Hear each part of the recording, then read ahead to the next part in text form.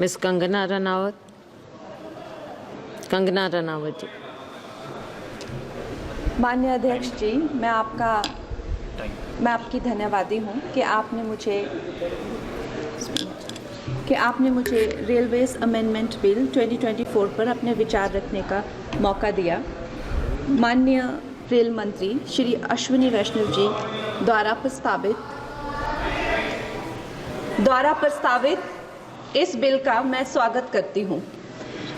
जैसे कि हमारे प्रधानमंत्री श्री नरेंद्र मोदी जी हमेशा ही कहते हैं कि सरकार का काम होना चाहिए जो लोगों के जीवन में सरलता लाए, चाहे वो लॉज हो, ब्यूरोक्रेसी हो या सरकार के दफ्तर हों, उनके लिए वो एक्सेसिबल होने चाहिए और उनके लिए जो है वो किसी तरह का स्ट्रेस जनरेट ना करें और इजीली अवेलेबल होने चाहिए।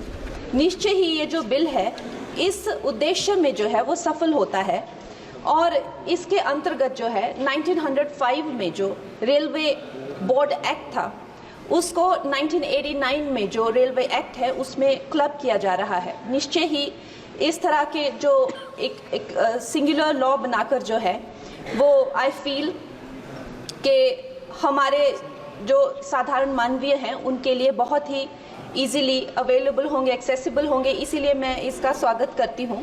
Another very important government body railway board, जिसको डायरेक्टली जो कॉर्पोरेट्स के जो हर्डल्स होते हैं, जिसको हमारे प्रधानमंत्री जी हमेशा कहते हैं कि दफ्तरों के चक्कर लगाने या लोगों को एक डेस्क से दूसरे डेस्क भेजना, आई थिंक इससे भी उनको जो है वो छुटकारा मिलता है। ये डायरेक्टली जो है सेंटर के अंडर जो है रेलवे बोर्ड को लिया जा रहा है, इसका भी मैं पूरा स्वागत करती हूँ।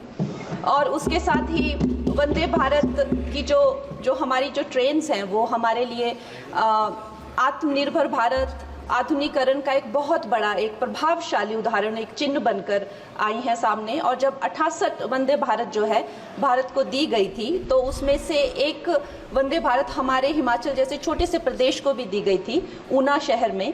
उसके साथ ही मैं जानती हूँ कि हिमाचल बहुत ही एक दुर्गम क्षेत्र है, मगर जिस तरह से हमारी सरकार भारतीय जनता पार्टी जम्मू कश्मीर हो गया या और पहाड़ी इलाके हो गए, उनमें जो है इतने ज़्यादा रेल प्रोजेक्ट्स जो है वो लॉन्च कर रहे हैं, उसी के साथ भी हमें भी हिमाचल के लिए बहुत ज़्यादा जो है वो सर्वेज हो रहे हैं, रेल का बजट मिला है। शिमला हो गया या धर्मशाला, कांगड़ा और बैजनाथ हो गया, ऐसे ना जाने बहुत सारे जगहों पे, हमीरपुर जैसी जगहों पर जो है बहुत सारे प्रोजेक्ट्स आ रहे हैं। लेकिन मैं माननीय मंत्री जी का ध्यान मैं मंडी क्षेत्र की तरफ लाना चाहूँगी। एक्चुअली मंडी क्षेत्र 60 to 70% ऑफ जो हिमाचल का जियोग्राफिक एरिया है वो मंडी क्षेत्र में ही आता है और हमारा जो क्षेत्र है उसमें अभी तक इस तरह का ना कोई सर्वे हुआ है ना सुविधा है।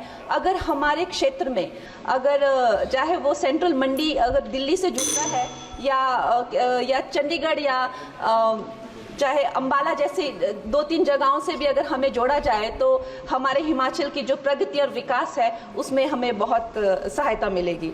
और उसके साथ ही मैं बहुत बहुत बधाई देती हूँ हमारे मंत्री जी को for 2024 railway amendment bill. Thank you.